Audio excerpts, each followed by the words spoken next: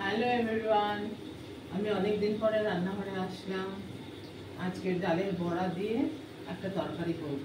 ঠিক আছে, আমি ডালের বড়াটার মধ্যে একটু মূলো কুচিয়ে নিয়েছি, আর একটু বিট নুন দিয়েছি, আর একটু গোলমরিচ দিয়েছি। ঠিক আছে,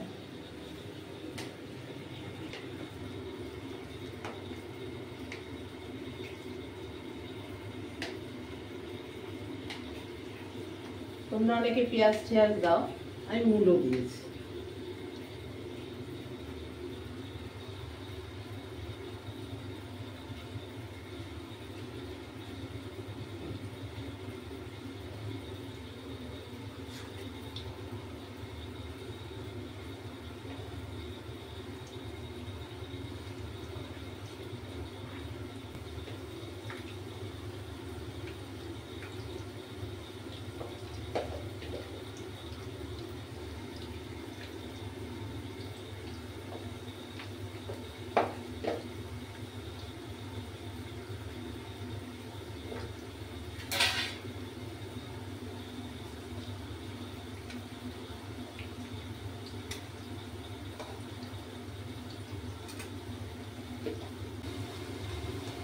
বড়াগুলো হয়ে গেছে, দেখো একবার উল্টে দিয়েছি, আবার উল্টাচ্ছি। লাল লাল হয়েছে না, কি সুন্দর। মূলেরও গন্ধ বেরোচ্ছে, খুব সুন্দর।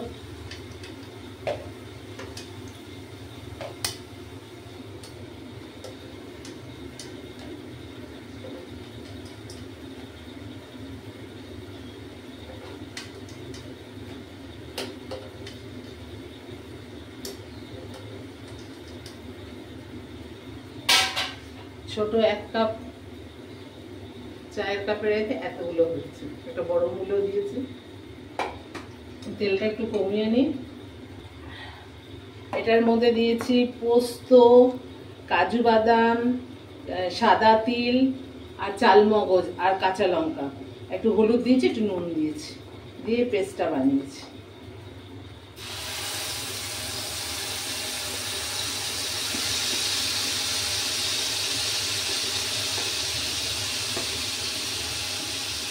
ভালো করে এটাকে মশলাটাকে কষাতে হবে।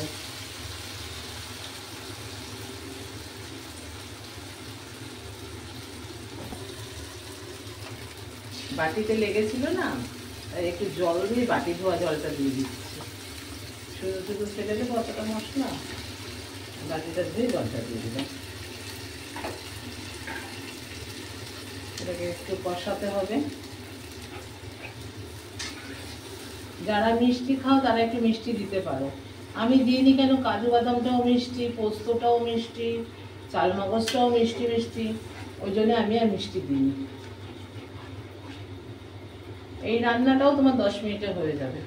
5 মিনিট লাগলো বড়াটা মেখে ভাজতে, আর 5 মিনিটে এই যে কষাচ্ছি, কষাতে কষাতেই হয়ে যাবে।